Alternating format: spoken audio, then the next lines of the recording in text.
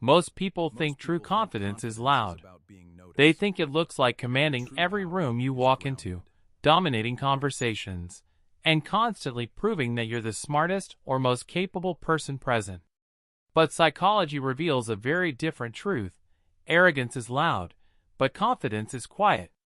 When someone is constantly seeking validation, asserting dominance, or desperate to be seen as impressive, it isn't high self-esteem. It's a fragile ego wearing armor. Genuine, unbreakable confidence doesn't come from proving your worth to others.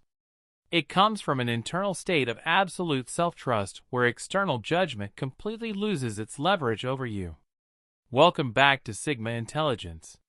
Today, we are decoding the hidden psychology of genuinely confident people and revealing the quiet, unshakable mental frameworks that separate those who pretend to be powerful from those who actually are.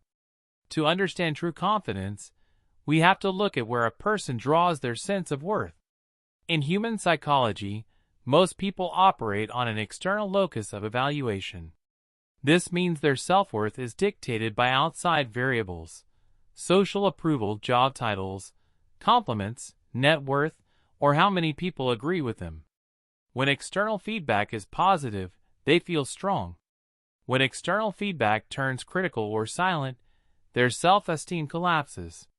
Genuinely confident individuals operate on an internal locus of evaluation.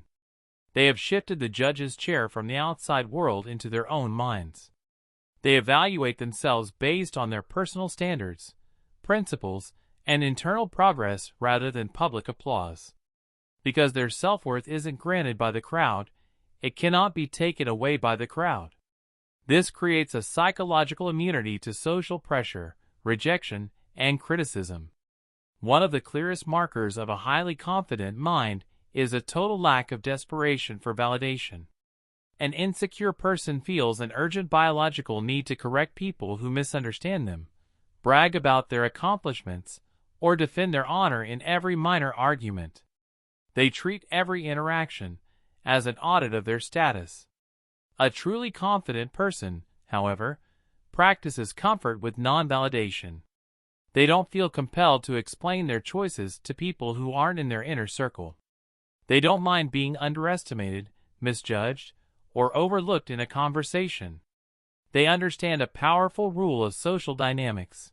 The moment you feel required to prove your value, you have already handed your power over to the audience. Psychologists make a sharp distinction between self-esteem and self-efficacy. Self-esteem is how much you like yourself, a feeling that can fluctuate wildly depending on your mood or recent events. Self-efficacy, a concept pioneered by psychologist Albert Bandura, is your belief in your capability to execute actions and solve problems when things go wrong. Genuinely confident people don't walk into a room thinking, "I know I'm going to succeed." That's superficial optimism. Instead, they walk into a room thinking, "Even if I fail, even if I get rejected, even if everything goes wrong, I have the cognitive resilience to handle it." Their confidence doesn't stem from the guarantee of a smooth outcome. It stems from their proven track record of surviving difficult ones. They trust their ability to adapt under pressure. How does a confident person handle criticism, conflict, or being proven wrong? Insecure minds view criticism as an existential threat. When challenged, their brain fires off a fight-or-flight response, causing them to get defensive, raise their voice, project blame, or resort to personal attacks to protect their fragile self-image. Confident individuals display low defensive reactivity. Because their identity isn't fragile, they view feedback as objective data rather than a personal insult. If someone points out a flaw in their argument, they don't get angry. They evaluate the evidence. If the critique is valid, they update their view instantly.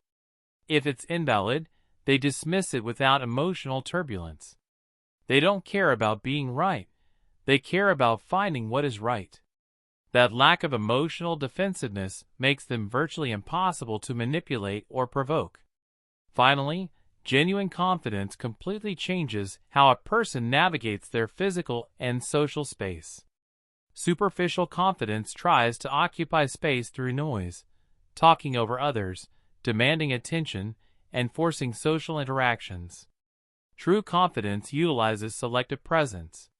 Confident individuals are comfortable with silence. They don't feel an awkward urge to fill quiet moments with meaningless chatter.